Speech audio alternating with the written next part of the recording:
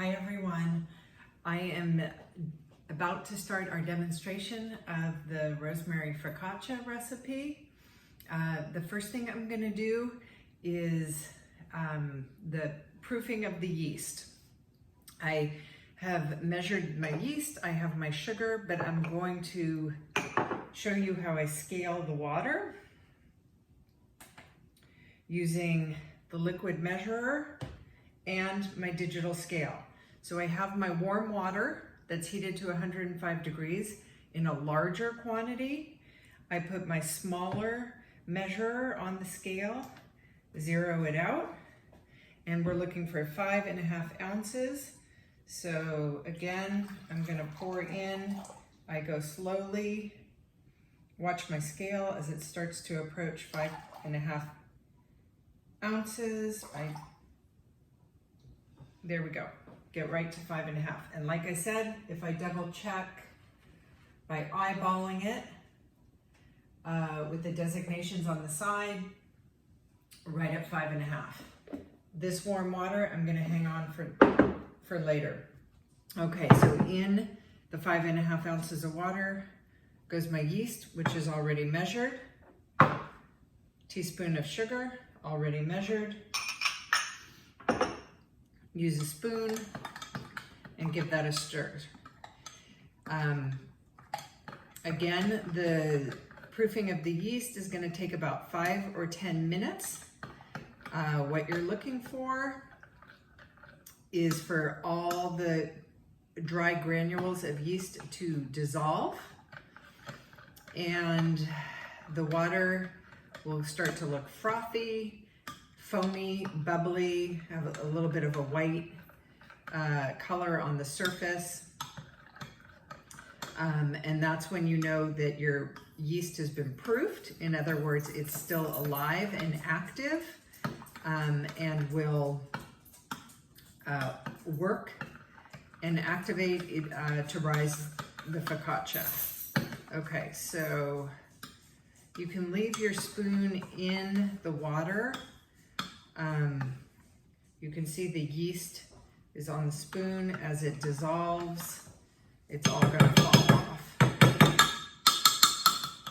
Okay, and I'm gonna set that aside, and while that's proofing, what I want to do as well is show you guys the stand mixers.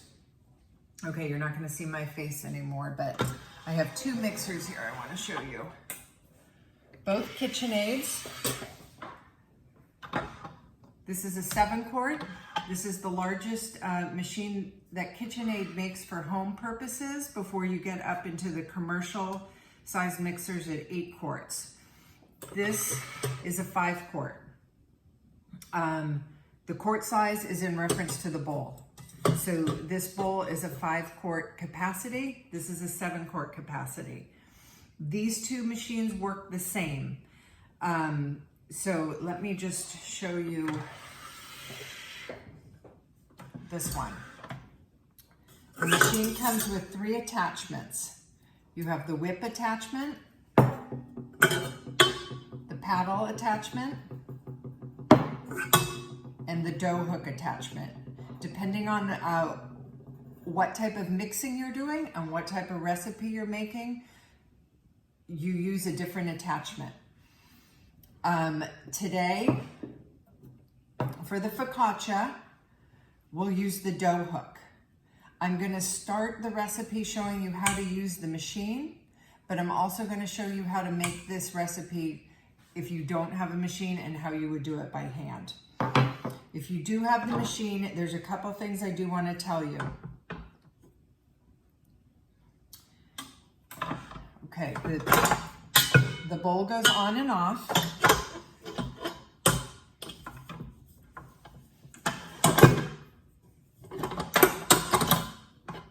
Fit it on there, and it has to be pressed down. So when you're ready to use the bowl is level, okay? It's not, some people have a tendency to, hang on,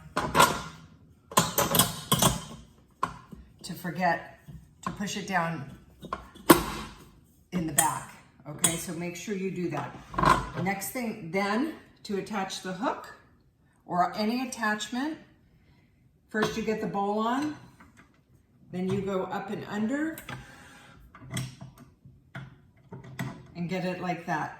Then to raise the bowl, you use the handle.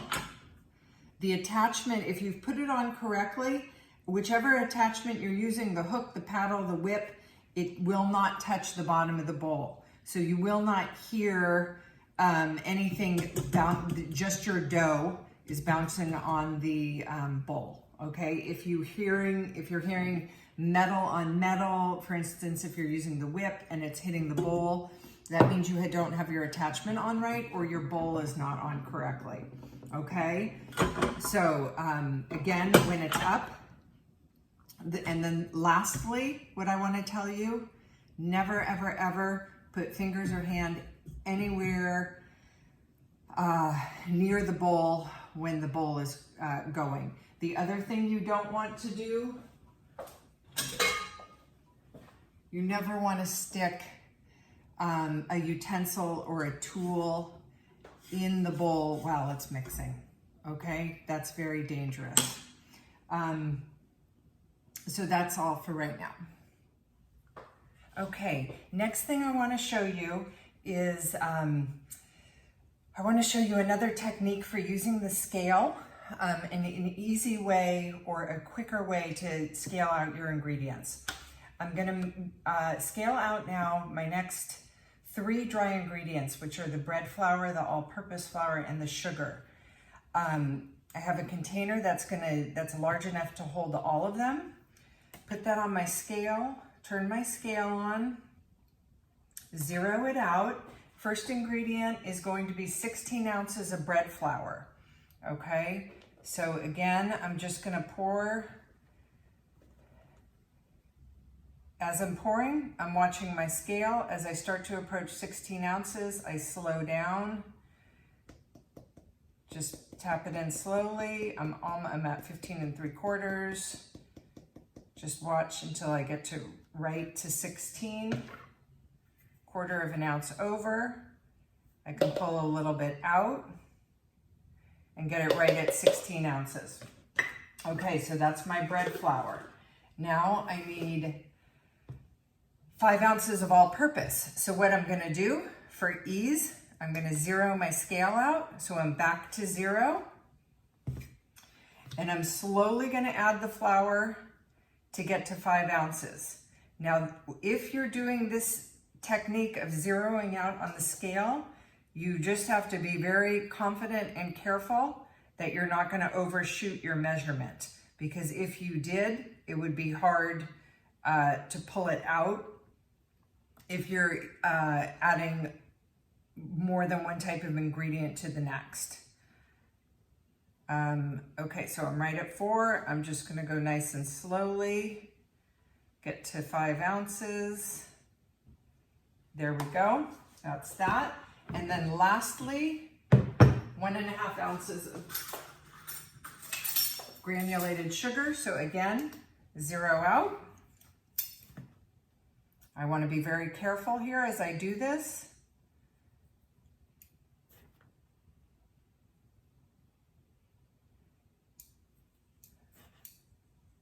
Because like I said, if I go over, it's gonna be very hard to remove sugar as it has mixed into the flour. So I just go nice and slow. There we are, right at 1.5. Okay, so now I have all my dry ingredients. Turn my scale off. I'm gonna stir them to help distribute it. I take my mixing bowl, my mixer, all those dry ingredients in. My yeast is alive, more than proof. That's gonna be added.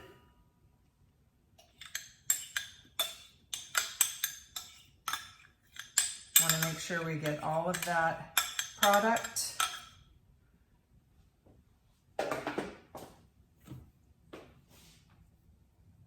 The flexible spatula is handy for this. Get it all in there so we don't lose any of the active yeast. Okay, there we go. So now we have to add, let's see, 3 1/4 ounces of olive oil. Again, I am going to use the scale, turn it on, zero it out. I have my olive oil.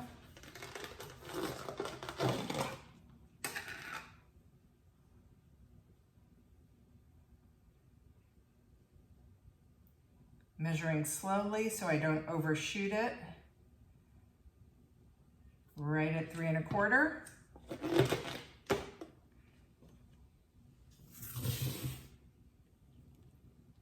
Add that. And lastly, 6 ounces of water. Zero my scale out. I'm going to go back to my warm water that I had already warmed.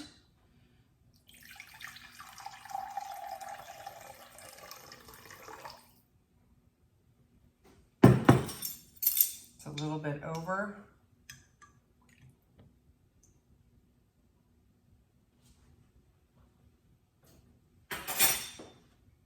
Right at 6. Okay.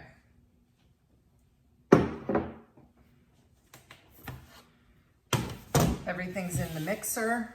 I'm gonna show you guys. Get my bowl on.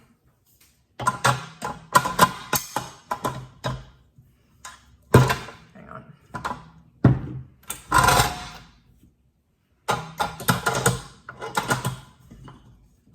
Click it down.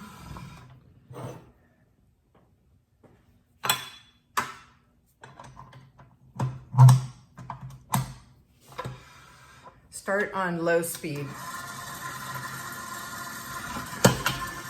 Okay.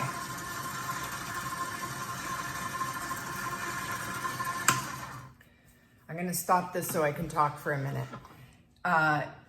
What I'm going to do is I'm going to turn it back on low speed. I'm going to mix for all the dry ingredients to become incorporated.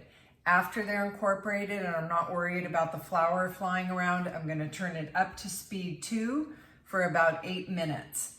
Now, if you don't have a mixer, what you would do is when I added all my ingredients together into the mixing bowl for the stand mixer, you will simply be incorporating all your ingredients into a regular mixing bowl.